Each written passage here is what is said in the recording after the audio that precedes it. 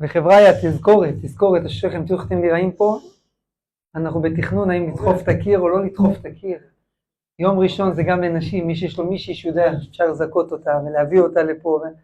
חבר'ה, זו זכות עצומה, תדעו לכם, לדורי דורות. דורי דורות, נעבור לקיסריה, הכל יעבור. הגמרא כותבת לעתיד לבוא, כל האצטדיונים, כל המגרשים, הכל יהפוך להיות, ואתה יכול להבין את זה? שיעורי תורה בטדי, סמי עופר. בלי מנויים ובלי כרטייה, הכל חינם, הכל חינם. צריך לשבת ולהרגיש את הצום. צריך לשבת ולהרגיש את הצער, את הזמן הזה של החורבן, וצריך לזכור. היום לעלות לירושלים, בצלאל, סטארטר קטן, אנחנו בירושלים. אבל שבית המקדש ייבנה אוטוטו ייבנה, מי יעלה לירושלים?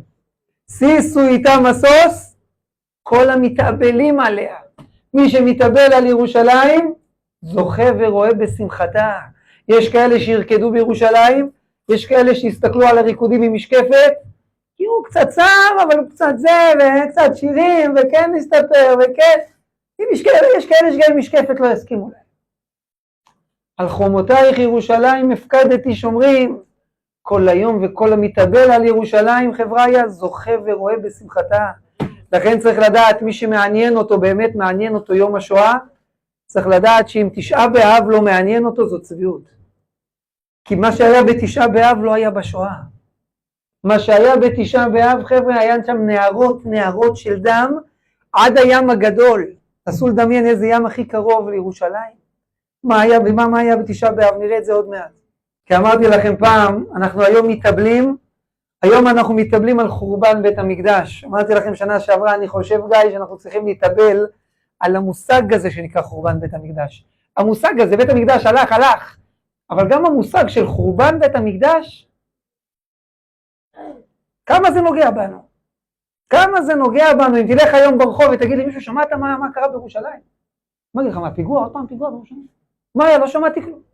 לא פיגוע, אתה יודע שלא היה קורבן התמיד של שחר? אתה יודע, קורבן תמיד של בן... תגיד, עליך כאילו פספסת כדור. קורבן תמיד, מה אתה מדבר? הכהן לא עבד בבית המקדש. תגיד, הרי לא היה תרומת הדשן, לחם הפנים. לחם הפנים, תהיה בריא. מה אתה יודע בירושלים, ממיליה, טדי? זה ירושלים. מחנה יהודה. בית המקדש, ששמם, שועלים ילכו בו, הגמרא כותבת, נפסק הלכה למעשה, אדם רואה את הכותל, צריך לקרוע בגד, כמו על אדם שמת. קורע בגד, קרע שלא מתאחה, בית המקדש נחרב. בית המקדש נחרב. אנחנו בגלות צריכים לשים לב לדברים האלה, כי אנחנו צריכים להבין. כל מה שעשינו עד עכשיו ונעשה עד תשעה באב, כל המנהגי אבלות, זה לא עניין של צער. חז"ל אמרו שמי שנכנס אב ממעטין בשמחה, לא מבטלים את השמחה, לא נהיים בעצבות. אין הלכה, אסור לעולם להיות בעצבות בעם ישראל. ממעטין בשמחה, מה הרעיון? סתם לסבול?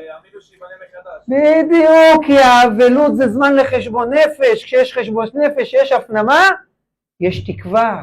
עם שיש לו עבר, זה עם שיש לו מה? זה עם שיש לו גם עתיד. שב, תעשה מנהגי אבלות, תפנים קצת הדברים, כי רק זה מה שייתן את הגאולה. הגמרא כותבת שבבית המקדש, הרב קדוש הצדיק, היה שם את הקרובים. מה זה היה הקרובים בבית המקדש? לא קרוב. היו הקרובים, הגמרא כותבת, היה דמות של תינוק ותינוקת, גבר ואישה. בזמן שעם ישראל עושה רצונו של מקום קטנה, הם היו שוחחים בכנפיהם, היו ככה מבאים אחד לשני, כאילו מתחבקים. בזמן שעם ישראל עושה עבירות אמיל, הקרובים היו מסתובבים ומפנים גב אחד לשני, כאילו להראות כעס, אלוקים כועס עלינו. כשבית המקדש נחרב, נכנסו לבית המקדש, ראו את הקרובים, איך הם היו? פנים לפנים או גב לגב? פנים לפנים. שואלים המפרשים, ריבונו של עולם, מה פנים לפנים? בית המקדש נחרב. יש כעס יותר גדול מזה. יש קפדה יותר גדולה מזאת. פנים לפנים? היה צריך להיות גב לגב. אמר אחד מהמפרשים, באמת היה צריך להיות גב לגב, וככה היה. כי המצב היה קשה, עם ישראל הגזים.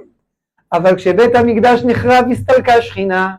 כשהשכינה הסתלקה, מה קרה לקרובים?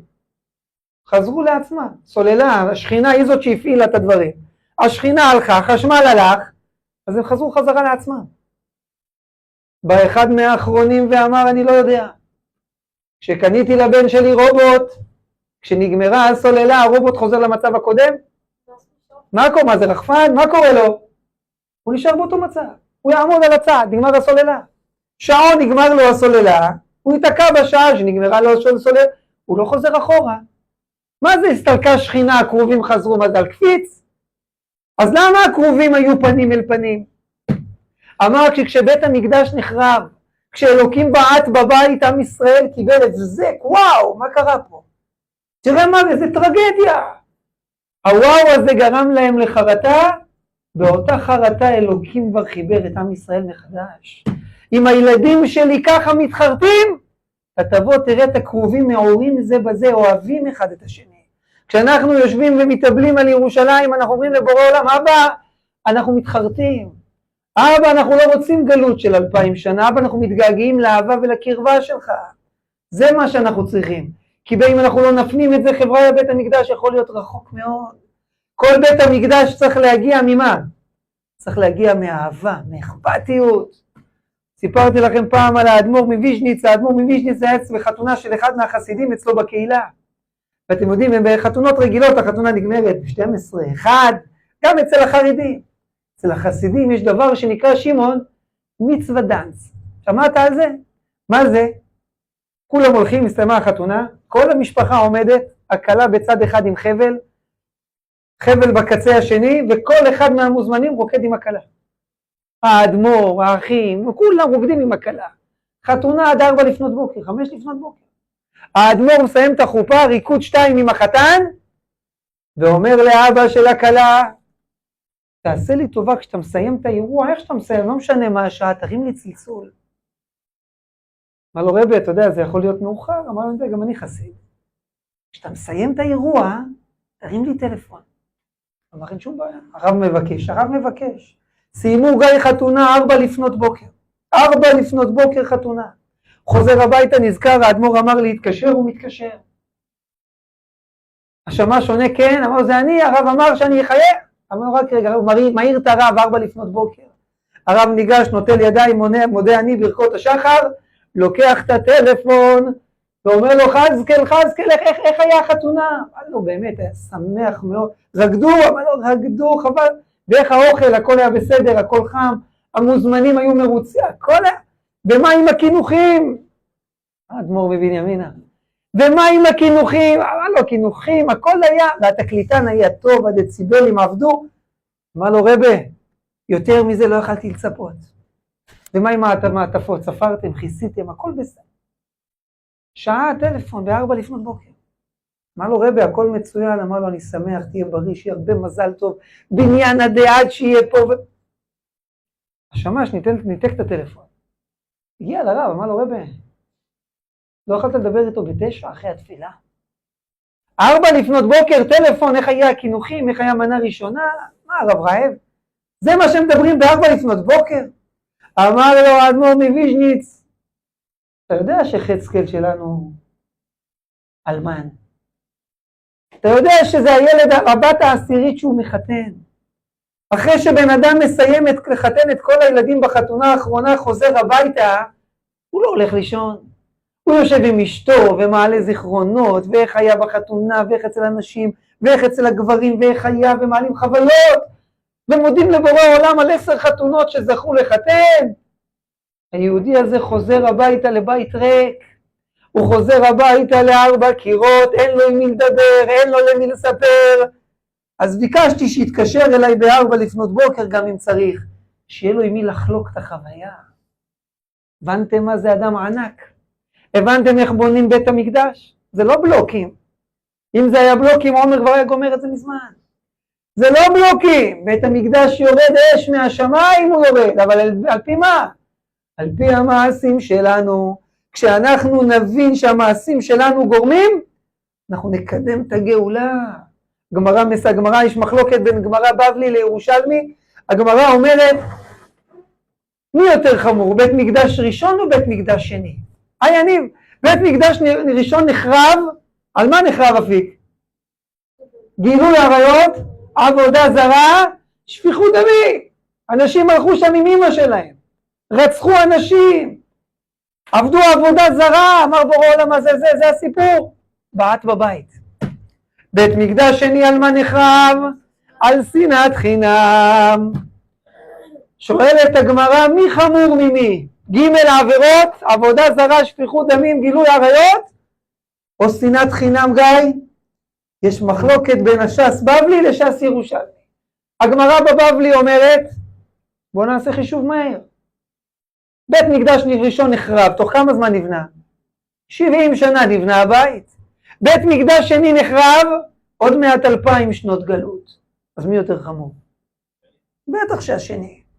שנאת חינם גדולה יותר. הירושלמי לא מסכים עם זה. אומר הירושלמי, מה קשור? יכול להיות ששתי עמדות הרמה, אז למה זה 70 שנה זה 2000? אומר הירושלמי, כי בבית ראשון עשו תשובה, עשו עבירות חמורות, אבל עשו תשובה, אז אלוקים סלח. אבל אחרי בית מקדש שני עד היום על שנאת חינם לא עשו תשובה. ואם היו עושים תשובה, בית מקדש היה נבנה גם אחרי 10 שנים. כך אומר הירושלמי. שואל רבנו אמר שאני לא מבין, אם הם שקולים, זה אותו רמה, אז למה פה עשו תשובה ופה לא עשו תשובה? אומר רבנו המהרש"א, תקשיבו טוב, כמה זה מפחיד. אומר רבנו המהרש"א, תדע לך, השנאה שלהם הייתה בלב. אדם מגיע הביתה אחרי יום העבודה, אשתו פותחת לו שולחן, דגים, סלטים, פיתות חמות, הוא אוכל, מנשנש, תוך כדי הנשנושים, הוא אומר לו, שמעת מה קרה להם? מה קרה לו? שמעת, קיבל איחור המוחים, מה אתה אומרת? והוא ממשיך נשנש. שהם ישלח לו רפואה שלמה, שהם ישמור על עם ישראל, והוא ממשיך לצלול שם בצלחת. שמעת, זה מסכן איציק, פיתרו אותו מהעבודה. מה אתה פיתרו אותו מהעבודה? השם גדול, הוא דואג לכולם, אל תדאגי. ראית הוא, הבן שלו ברח מהבית. בורא עולם נותן לכל אחד כוח, אל תדאגי. באמת, שמעת על השכן? מה קרה לשכן עכשיו? מה יש תחת עם החדשות? שמעת שהוא הביא את 6 והנוסף? מה, אתה רציני? 30 מיליון, מה 30? לבד. מה לא לבד, בלי שותפים. קחי את האוכל, קחי את האוכל. הרסן לו את התאוות. הוא שומע צרות, הוא נהיה רבנו בחיי, הכל לטובה. השם עושה רק טוב. בורא עולם יכול להציל אנשים, איזה בעל אמון. השכן רק זכה באיזה זכייה, לא עובר לו את 4 סנטים, מתקעקע. הכל בלב. הוא שומע שחבר שלו קידמו אותו בעבודה, מחבק אותו, יעיוני, ירוך, יחוק. מה זה, אני שמח בשבילך, רק שמעתי את זה, מה? וכל הדרך הוא רק הולך. מה זה, הבוס שלו עיוור? מה, לא רואה את מי הוא לקח? מה? כשהשנאה בלב, גם לחזור בתשובה, אתה לא יודע. אומר בורא עולם רק ביום, תראו איך אתם יושבים פה, איזה, אתם צריכים לבוא לשבת במקומי, חבר'ה, לראות את עצמכם איזה יפים אתם. אבל בורא עולם רוצה לראות שאנחנו רואים את זה גם מבפנים. שאנחנו יושבים אחד ליד השני, מחובקים מבפנים, שמחים, לא צרי עין. שמחים בכל טוב שיש אצל החבר. מה יעזור לך שתהיה קנאית, שלא תוכל להשיג לעולם? תשמח במה שיש בו. רבי ישראל מסלנט אומר, אדם שבוכה, שרואה יהודי בוכה, זה לא אומר שיש לו אהבת ישראל. אתה יהודי, מה, לא תבכה? אהבת ישראל נמדדת לא בצער של היהודי, בשמחה שלו. בשמחה שלו. אם אתה יודע לשמוח במה שטוב לשני, סימן שיש אצלך אהבת ישראל. אם לא ואתה צר עין, השם ירחם, לאיפה זה יכול להוביל. האסונות הגדולים ביותר זה, אבל אתם יודעים, יש סיפור שלא הרבה מכירים אותו משום מה. גם אותם תיכוניסטים שעושים את הסיור בפולין, משום מה את הסיפור הזה, אף אחד לא שמע. היו 2 אנשים, חברים טובים, לפני 80 שנה, 80 שנה באיטליה. הסתכסכו ביניהם, וככל שהחברים טובים, ויש סכסוך, מה קורה? הסכסוך נהיה רגיל או עוד יותר כואב? יותר גדול. היה ביניהם פיצוצים, גיא לפרצוף, היה ביניהם כל פעם עניינים. יום אחד מהמסוכסכים עלה לבימה, אדם של קהל, עמד שם לדבר, נתן דרשה רצינית, המסוכסך ממול גיורא הקדוש, ראה אותו עולה, אמר לו, אתה מדבר, יא חתיכת חלאה, רד מהבמה, כולם. ניסו להשתיק אותו ולא עזר כלום. בייש לך, אתה פותח מיקרופון, אתה רד מהבמה יא מושחת, אני אספר לכולם מי אתה, פתח עליו על 700, וכולם שתקו. הוא ראה את זה, אותו אחד המסוכסך שפתח עליו ככה, אמר, כזה אדם רע מול כולם, עושים בפינה, ככה אתה עושה? הלך, לקח כרטיס טיסה מאיטליה, חבריה, הגיע לגרמניה, תפס את היטלר ושכנע ודחף, יהודי, שכנע ודחף אותו לעשות את הפתרון הסופי. שמעת את הסיפור הזה, אח שלי? שמעת את זה בצלאל? יהודי דחף את היטלר. יהודי דחף את היטלר לפתרון הסופי. האמת שאתם מכירים את הסיפור הזה, אני בטוח, אבל הוא היה קצת שונה. אומרת הגמרא בגיטין, הקמצא ובר קמצא, חרבה ירושלים. היה שני אנשים, לאחד קראו קמצא ולשני קראו בר קמצא, ובטעות בר קמצא הגיע לחתונה של קמצא. וכשקמצא ראה אותו, אמר לו, קום, קום, קום, קום, צא לי מהאולם. הוא התבייש, אמר לו, יש פה אנשים. אמר לו, תשאיר אותי, ואני אתן לך את כל מה שאני אוכל, אני משלם. אמר לו, לא רוצה את הכסף שלך, קום לך. אמר לו, תניח אותי, יאיב נא לך פלגה דסעודתה, תשאיר אותי פה, חשבן לי את ההוצאות של החתונה, חצי עליי. אל תעשה לי פבושות, אנשים פה מסתכלים, מאות אנשים בחתונה. אמר לו, לא רוצה, קום, צא החוצה. אמר לו, יאיב נא לך כולי דמי סעודתה, אני משלם לך את כל הוצאות החתונה. אתה משאיר אותו משיקו או לא משאיר אותו? גם אתה שונא אותו הכי הרבה בעולם. הוצאה של חתונה זה הוצאה. יש תזמורות, יש אוכל, יש... כל ההוצאות, תשאיר אותי, אל תבייש אותי. תפס אותו, אומרת בגמרא, תפס אותו ביד והעיף אותו החוצה. ראה את זה בר קמצא, אומרת הגמרא, אמר, הואיל וישבו בחכמים ולא מיחו, הלך לקח כרטיס לאיטליה, הלך לרומי שבאיטליה לקיסר, ואמר לו, מרדו בך יהודי, מרדו בך יהודים, והלך והגה איתו את הפתרון הסופי. כשהגיע הקיסר לירושלים, הוא עשה שואה 6 מיליון? מה עשה בירושלים? תראו בגמרא מה מספרת, אומרת הגמרא, הנהרות של דם בירושלים, היו בכזה גובה עד האף של הסוסים. מה הגובה של סוס, הדם היה עד הגובה של חותמיהם של הסוסים, אומרת הגמרא. הזרמים של הדם שהיה שם, שיטפונות של דם, הוזיזו סלעים במשקל 40 סאה, חצי טון, זרמים של דם. תגיד לי, אתה אידיוט? תגיד לי, אתה טיפש? פגעו בך, הכל נכון. שים לו מטען ברכב. תפוס אותו באיזה פינה, שבור עליו ג'ק של סובארו שנות 86, פרק אותו. יש לך קטע עם חכמי ישראל שישבו שם ולא מיחו, תטפל בהם. אתה הולך מביא את הקיסר על ירושלים? אתה מחריב את ירושלים? והכאב הגדול ביותר שהגמרא אומרת, אתה יודע למה נחרב הבית? גם בגלל קמצא וגם בגלל בר קמצא. תגיד לי, איפה הפרופורציה? נכון, קמצא פגע בו, הכל בסדר, אבל מי פה ולהשמיד עם? מי פה ולהחריב בית? אומרת הגמרא, בוא תראה מה גדולה כוחה של בושה. עם כל הכבוד לבר קמצא, עם כל הכבוד לקיסר רומי, הם כאלה קטנים, הוא יכול לשבור בית של אלוקים. בואו ראה כמה גדולה כוחה של בושה, שהקדוש ברוך הוא סייע לבר קמצא למחוק את הבית. תראה מה זה כוח של בושה, חס ושלום. ביישת יהודי, יש לזה תג מחיר. ביישת יהודי, צריך לדעת שיש על זה מחיר לשלם. כמה אדם צריך לפתוח את העיניים שלו, חבריה. לפתוח את העיניים, להתבונן, כי אין דבר גדול לבורא עולם יותר ממה? יותר מהיהודי. חז"ל מספרים שהיה פעם אבא עשיר גדול, היה גר באחוזה. הוא היה חולה מאוד, הוא קרא לבן שלו היחיד ואמר, תקשיב, יש לי פה בית, הורשתי לך בית במיליונים.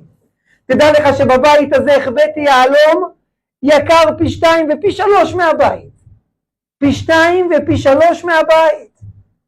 אני רוצה להגיד לך, היהלום הזה החבאתי אותו, איך שהוא אמר את זה, נפח את משפטו ומת. הבן מנער אותו, איפה החבאת אותו? כלום, אבא לא מגיד. הלוויה 7 עניינים, הילד התחיל ללכת על 4 בכל הארמון. איפה היהלום? איפה היהלום? לא מוצאים את היהלום. מה כנראה בסוף הזה היהלום לא שפוי? איזה יהלום היהלום? הפכתי את הבית, כסף, אין כלום. אין יהלום. חי את החיים, תקופה קצרה לאחר מכן קצר חשמלי, לא לקחו בעלי מקצוע ממעין חשמל, בר מינן קצר חשמלי בבית, נשרפה כל האחוזה. הוא הגיע לשם, חזר ללכת על 4, בוכה, שבור, כל מה שהיה לו הלך. אבל תוך כדי שהוא זוחל הוא מרגיש אבן. הוא מרים את האבן, רואה יהלום, את אותו יהלום שאבא אמר, הבית נשרף, כנראה זה נפל מהמחבור. לקח את היהלום הזה שהיה שווה פי כמה וכמה. אומרים בעלי המוסר, אלוקים בנה בית מקדש. אמר, אבל תדעו לכם, יותר מהבית שלי יש משהו יותר חשוב. יש יהלום שקוראים לו יהודי. היה שווה לי, אומר בורא עולם, לשרוף את הבית שלי. להחריב את הבית שלי, אני אחיה 2000 שנה ברחוב. אתה תישן בבית, אני אשן ברחוב, שווה לי. שלא לעשות כליה בעם הזה. תדע לך שהיהודי הזה שיושב לידך, שכן שלך, חבר לעבודה, חשוב לי יותר מבית המקדש. העדפתי לשרוף את הבית ולהחיות אותו. תדע לתת לו את הכבוד האמיתי. ואם אכפת לך ממני, אומר בורא עולם, ואתה רוצה לראות אותי חוזר הביתה, אז תתחיל קצת להשקיע בבן אדם לחברו. תתחיל קצת להשקיע גם אם קשה לך, ויש אנשים שמוציאים אותך מהכלים. תגיד לעצמך, ריבונו שלנו, קשה לי, אבל גם לך קשה. אתה יושן כל היום ברחובות, אתה יושן כל היום בגלויות, ריבונו של עולם, ואני יושן. דוד המלך נשבע, אם אבוא באוהל ביתי, אם אעלה על ארץ יצועי, אם אתן שנת לעיניי לעפעפי תנומה, עד מתי? עד אמצע מה? משכנות לאדוני, משכנות לאביר יעקב, עד שלך לא יהיה בית, אומר כמו דוד המלך, לי אין ארמון, עד שלך לא יהיה בית. יש פה מישהו שלא אוהב את השם? מישהו שלא אוהב את השם שיצביע. יש פה מישהו שלא אוהב את הקדוש ברוך הוא? כולם אוהבים את השם. אני שואל אותך עכשיו, נאוריי, אנחנו יודעים שאנחנו פה אפיק רק בשביל לתקן, נכון? אנחנו פה עולם של תיקונים, לא באנו פה ללונה פארק. באנו לתקן דברים מסלטות קודמים, שמים את התיקון. מה קורה בן אדם סיים את התיקון? עולה למעלה, נכון או לא? עולה למעלה. רבנו האריזל באיזה גיל נפטר? היה הילולה שלו שבוע שעבר. באיזה גיל נפטר רבנו הארי? 37. רחל אימנו מתי נפטרה? רחל אימנו, חבריה. לא בן גוריון. יפה. גיל שלו, יש אומרים 26 נפטר. צעירים, למה? הגיעו לתיקון שלהם. מי שמגיע לתיקון של אלוקים, מה קורה רבי שמעון עם אלוקים? אומר לך, תקשיב טוב, נשאר לך לתקן רק עוד שבת אחת. עוד שבת אחת, אני שם לך כנפיים ואתה ישירות אצלי. שומר שבת או לא שומר שבת? רון, שומר? אני רוצה להגיד רון, אני זכרתי שאתה טריפולטאי, אתה. שמעון, שומרים שבת או לא? שומרים שבת או לא שומרים שבת? מי לא אוהב את השם? אבל אם אתה שומר שבת הזאת, תיק ישר למעלה. שומרים שבת או לא שומרים שבת? אתה מניח תפילין, הגעת לתיקון שלך, אתה מניח או לא מניח? איזה שאלה, איזה שאלה. כשבורא העולם פונה למשה רבנו, ואומר לו צרור את המדיינים והכיתם אותם, ואחר תאסף אל עמך. תדע לך, אתה צריך למות. מתי אומר לו משה רבנו? קודם כל תסיים לי עם המדיינים, ואז אני לוקח אותך. מתי אני צריך ללכת עם המדיינים? הקדוש ברוך הוא לא אומר לו מתי. תחליט מתי שבא לך. אך כשאתה מסיים אותם, תעדכן אותי, אני בא לאסוף אותך. מה עושה משה רבנו? דוחה את זה ב100 שנה? אם הקלף שלך זה המדיינים, אני שם להם חברת שמירה, שאף אחד לא ייגע בהם. משה רבנו, אלוקים מסיים לדבר פסוק אחרי זה. אוסף את כולם במפקד, צריך לצרור את המדיינים. הקדוש ברוך הוא הולך לאסוף אותו, יעשה מה הוא רוצה. אני אוהב את השם, לא אוהב אותי. דוד המלך רוצה לבנות את בית המקדש. איך שהוא בא לבנות, אומר לו הנביא, לא, אתה לא יכול לבנות. למה? ידיך דמים מלאו. אתה היית עם הרבה דם של מלחמות. אתה לא יכול, אבל הבן שלך שלמה יבנה. וכשעם ישראל שמע את זה, היו באים כל אלה שרוצים להציק לדוד המלך, ואומרים לו, דוד, מתי יבוא הגאולה? מתי יבנה הבית? כאילו במילים אחרות, כל עוד אתה חי, שלמה לא יכול להיות מלך. ואם שלמה לא יכול להיות מלך, אי אפשר לבנות את בית המקדש. ודוד המלך היה בוכה כשהיה שומע את זה. אומר דוד המלך, שמחתי באומרים לי, הייתי שמח שאומרים לי בית אדוני נלך. כשהייתי שומע אנשים אומרים יאללה מתי עולים לירושלים, מתי עולים לבית המקדש, שמחתי. איזה כיף, יש פה ציפייה לגאולה, יש פה ציפייה לבית המקדש, אבל אלוקים ייקח אותך בשביל זה. שייקח. זה אהבת השם. אנחנו צריכים לתרגל את עצמנו בתשעה באב לשבת על הרצפה ולהפנים. איפה מקום אהבת השם שלנו? איפה אהבת הזולת שלנו? אומר בורא עולם תפנים. יש עיתון באמריקה, שמעון, שקוראים לו דר איד. דר איד, עיתון ביידיש, אפיק, עיתון ביידיש. יש גם פה חסידים בארץ שמשתמשים איתו. העיתון הזה עשה מאמר סקר, שמי שיענה את התשובה הכי מקורית זוכה $1,000. עיתון רק חסידים. מה הייתה השאלה? אם הייתה לך אפיק את ההזדמנות להביא 3 דמויות, רק 3, הכי חזקים מההיסטוריה, את מי היית מביא?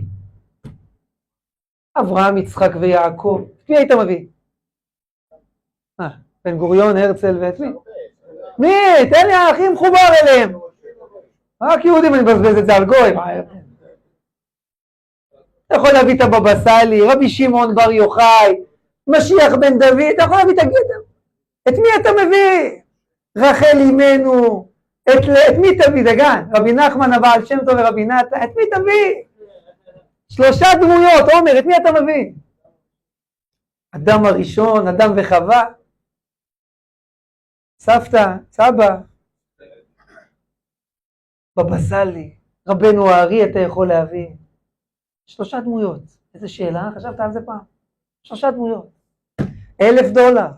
כולם שלחו תשובות. העורך של העיתון רצה גם לזכות בפרס.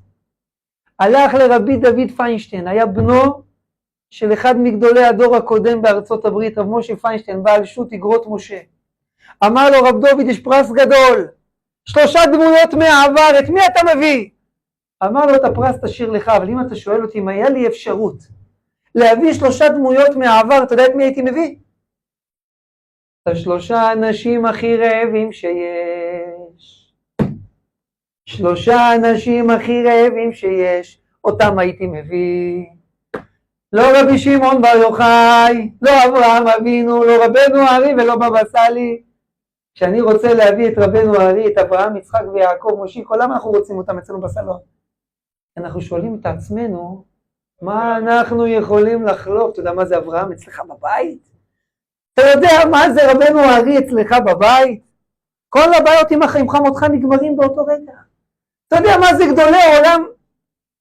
לא, יהודי צריך לחשוב לא מה יצא לי, מה אני יכול לתת לשני. אומר לו רב דוד פיינשטיין, תדע לך, אם היה לי אפשרות, הייתי מביא את 3 יהודים הכי רעבים שיש. זה יהודי. זה תשובה של יהודי. רבי נחמן מסודר, הבעל שם טוב מסודר. אני צריך אנשים שלא מסתדרים, לעזור להם. זה תשובה של יהודי. מי זאת הייתה נעמה, חבר'ה? נעמה בהיסטוריה, מי זאת הייתה נעמה? שמעתם את השם הזה בהיסטוריה, נעמה? מי זאת הייתה נעמה? יפה, יותר לפניה, אני רוצה לפניה, היא הייתה נעמי. מי זאת הייתה נעמה? נעמה הייתה אשתו של...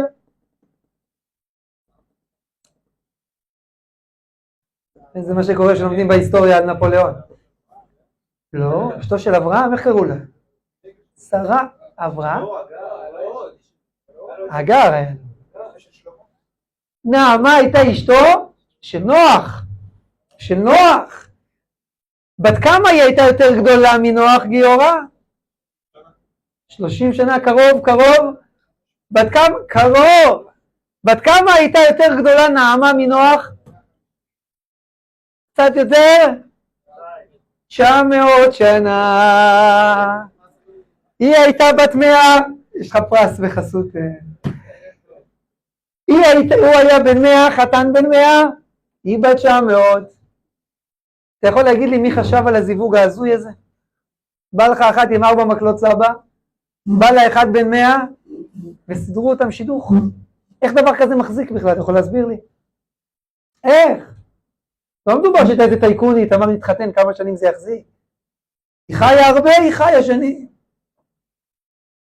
איך עושים זיווג כזה? איך זיווג כזה מחזיק? אומר בעל ספר חרדים, תקשיבו טוב, איפה הוא קבור שראל ספר חרדים?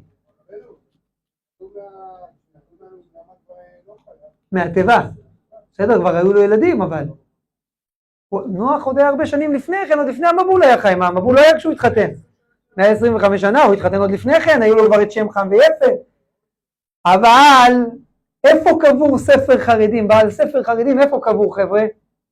מה יהיה, חבר'ה? אנחנו עושים שיעור בהיסטוריה. בעל ספר חרדים, שראל, עליך אני הכי כועס. איפה הוא קבור? קבור בצפת. חבר'ה, בצפת, אולי נעשה פעם סיור בצפת, יש בית כנסת של רבנו הארי. חלק פה היו איתי בבית כנסת, מה? רבנו הארי, הבית כנסת של רבנו הארי.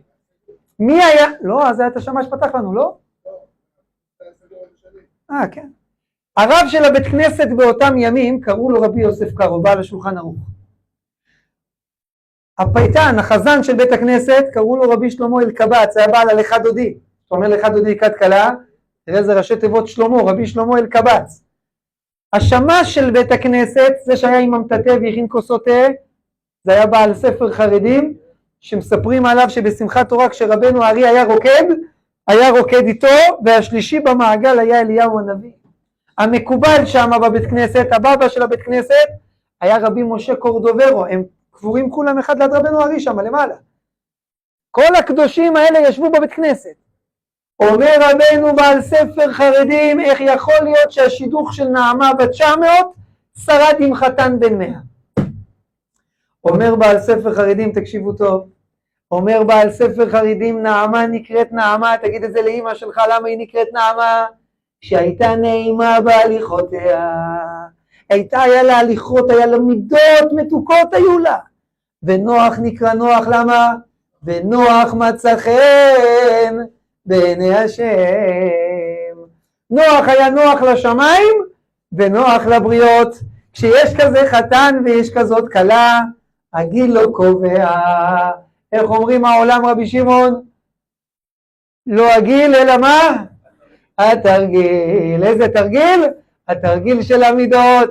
כשיש פה אישה היא נעימת הליכות, יש לה מידות, יש לה יראת שמיים, יש לה כבוד למושג הזה שנקרא בעל.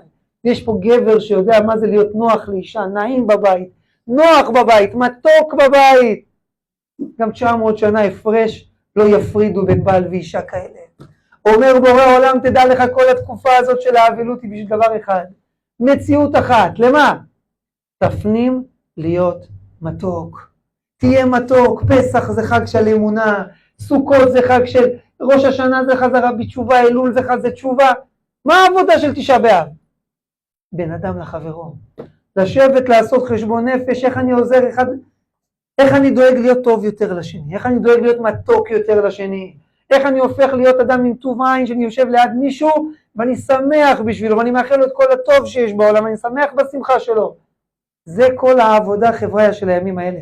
השם יתברך יזכה אותנו, שנזכה לשבת ככה תמיד באהבה ואחווה, שלום ורעות, שנזכה ביחד. הגמרא, תדעו לכם, חז"ל אומרים שלא צריך הרבה, קבוצה אחת, ככה הגמרא כותבת, קיבוץ אחד של אנשים שאוהבים אחד את השני אהבת חינם, קיבוץ אחד, רק אנחנו, עזבו את כל העולם, רק אנחנו אוהבים אחד את השני, הגאולה מגיעה. לא עצוב שככה קבוצה של אנשים לא מסוגלת להיות בכזאת אהבת אחים אמיתית, בלי איך מחסה. חבר'ה, לעבוד על זה. זה כל העבודה. אלוקים אין לו עניין שנראית במשקל, נצום עוד יום, לא מתקלחים, לא אוכלים בהם. זה לא מה שמשחק. כל זה בא רק לעורר חבריה בין אדם לחברו. השם יתברך יזכה אותם, שנזכה להיות אוהבים אחד את השני, בקדושה וטהרה בעזרת השם. וכן יהי רצון ונאמר אמן. רבי חנניה בן הקשיא אומר,